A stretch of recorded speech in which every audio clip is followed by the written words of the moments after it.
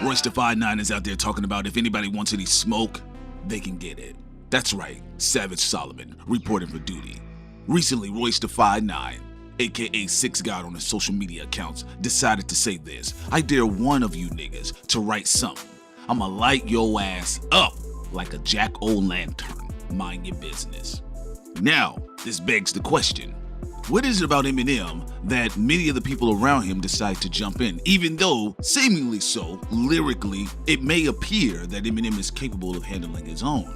Or is he? Maybe this is a situation where his presence is a little bit overstated. Now we know when it comes for bar, at monkey bars, Eminem, when necessary, can be that guy. Now, in the era of social media, MGK has an ulterior motive. It's a little bit different. It's not like it once was in the Wild Wild West, where MCs were out simply for respect. You say my name, I'm snapping at you. Rakim taking his subliminal shots at Big Daddy Kane. You had LL Cool J telling Cannabis, don't fuck around with this microphone on my arm. You can't handle it. Sit your ass down. Yes. But today is different. It's purely predicated and dominated by the attention-seeking troll. And we have to be very honest about this. MGK has had trolling energy when it came to Eminem for a long time, and it is clear that MGK is a fan, not only a fan of Eminem, a stan. He is a stan gone wild. He is a stan forming his rebel alliance against the Republic of Shady. All of that attention eventually warranted for Eminem to respond, and Eminem had talked and sat down with Sway, both of them wearing their trucker hats. And Eminem basically was saying during the interview, a 3-part interview, where he was stating this: look, he really did not know how to handle the MGK situation, because this time around, for the first time in his career, there was a level of trolling done against him. Now, was MGK at the extreme level of trolling? Absolutely not. The only difference is that MGK, the expectations of him was very low, and for him to deliver a track that was as solid as the Rap Devil, for the most part, it surprised a lot of people. People was like, oh, really? Wow, I did not see that coming. And other people was like, wow, MGK, I did not know you still made music. So, Eminem was taking all of that into account, assessing the scene, thinking in his head what is going on, and as he stated, sitting down with Sway, that he had went down the rabbit hole of YouTube. So, therefore indicating that Eminem was still understanding and learning social media. What he chose to do from there was a bit interesting. He did take about 2 weeks. He did take about 3 interviews, as MGK did respond via social media after Killshot had dropped. Now, some people argue and say, wait a minute, Eminem had nothing to worry about. Well, think about it. Realistically, Eminem has been underperforming with his last several releases, minus Kamikaze. I know many of the hardcore stans will argue you into the ground that Revival was a very good album. Okay, fine. If that's your type of poison you would like to take, then so be it. However, on the flip side of the game, as we toss this change back into the barrel, Eminem has been very unconfident artistically. He had not been knowing what was going to work. He even stated it several times with Sway in that interview. So for him to really jump in the ring and try to lock horns with an MGK, he was still trying to assess social media. He was even trying to figure out why was the bar so lower, which is one of the many complaints he kept reiterating on the Kamikaze album. This time around, Eminem just decides to throw a track out there called Killshot. Very simple, very straight to the point, nothing really spectacular, but was that done intentionally? Maybe Eminem is basically stating this: look, you're not even really worth the effort, but since you're such an annoyance, I will give you something, and there, we should dead it from that point on. If you want the attention, here it is. Then there's something interesting that is taking place here. Six God, aka Royce da 5'9", how ironic. Many people have been figuring that is Eminem dissing Drake, but that's another video, another time. But again, Royce da 5'9" says, I dare one of you niggas to write something. I'ma light your ass up like a jack-o'-lantern. Mind your business. Now, Eminem puts out several shots that he's shooting in different directions, basically doing his watered-down rendition of Hit 'Em Up. You remember Hit 'Em Up? Yeah, the classic spiritual album of the Negro community, where Tupac is calling out everybody and their mama and their daddy and their sister and their cousin, right? So Eminem does his watered-down rendition of it on Kamikaze, calls out the likes of Tyler, the Creator, snaps on a Joe Budden, who is now a podcaster, and of course mentions MGK, and Eminem Eminem was simply responding back to MGK snapping a little bit lightly on a track with Tech 9 that many people did not know about it until Eminem decided to respond back to MGK. So, that being said, Eminem had laid out the platform. He laid out the plan. I am talking to each and every last one of you. So, here you have Eminem, a different era, a different type of MC, and he's flicking boogers aggressively at many of the rappers of today's era. So then on the flip side of the game, if some of the people decided to respond, here you have bodyguard Royce da 5'9" saying, look, if any of you say anything, I'm stepping in, I'm lighting you up. Or is that a subliminal to Joe Budden? Because Royce da 5'9" did not say, disclaimer, anybody minus any of the former members of Slaughterhouse. He says, if any of you niggas write something, I'm lighting your ass up.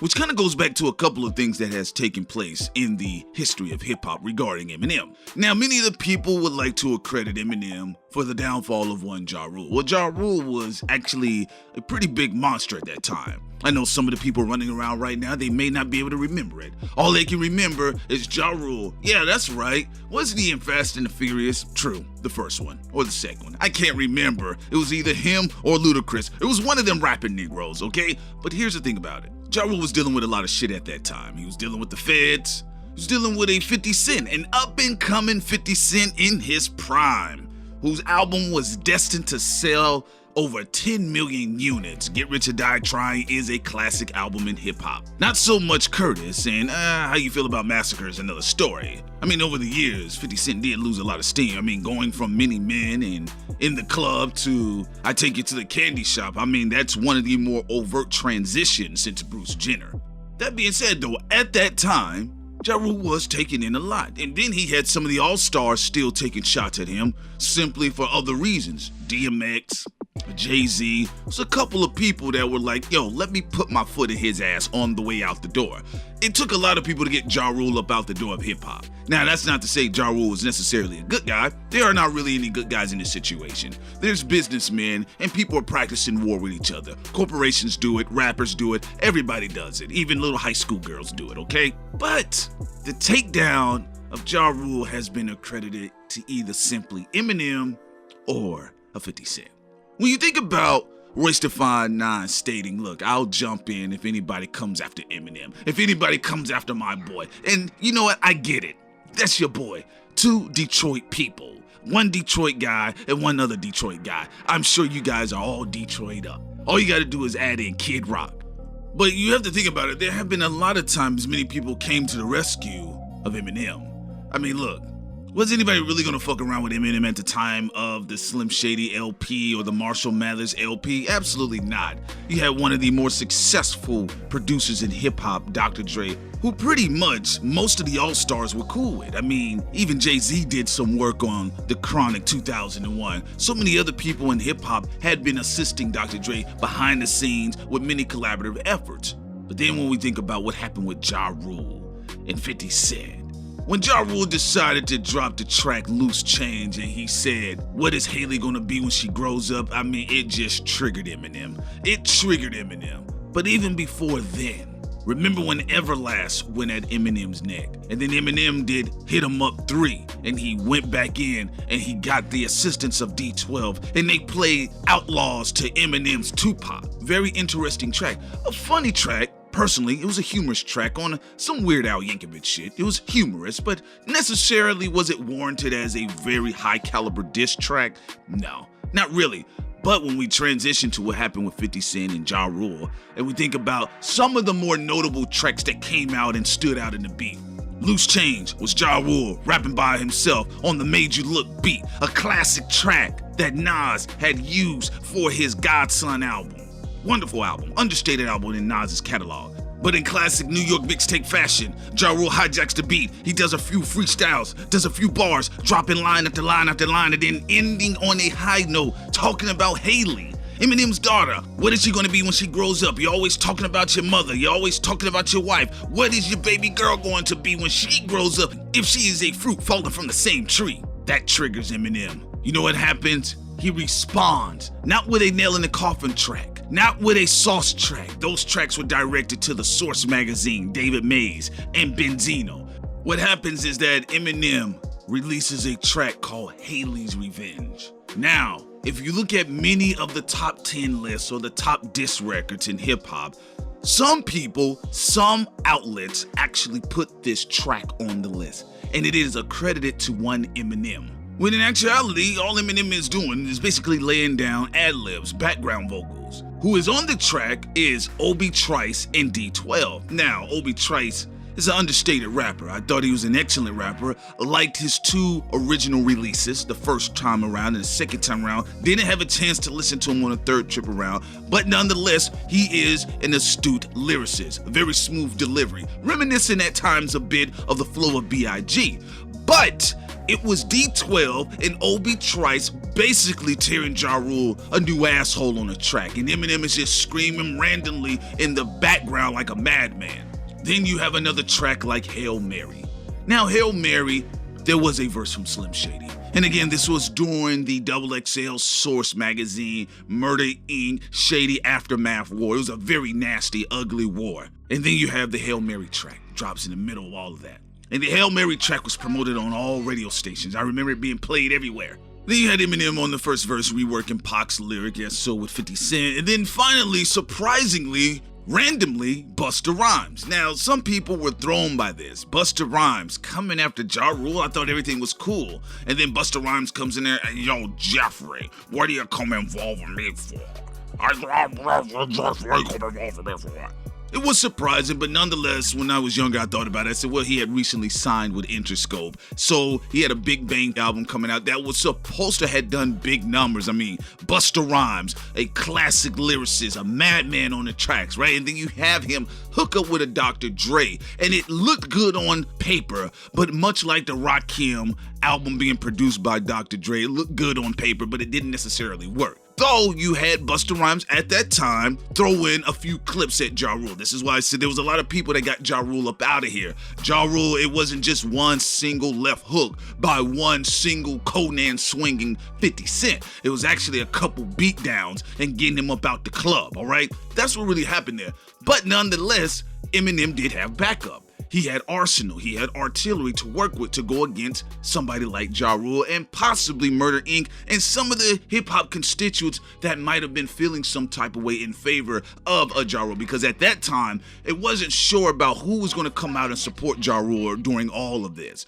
But what we found out is this: there was a lot of people in support, there was a lot of marketing dollars behind Interscope, there was a lot of money to be made with not only just Eminem, who had made ridiculous amounts of money for Interscope, basically saving Interscope, but also for 50 Cent.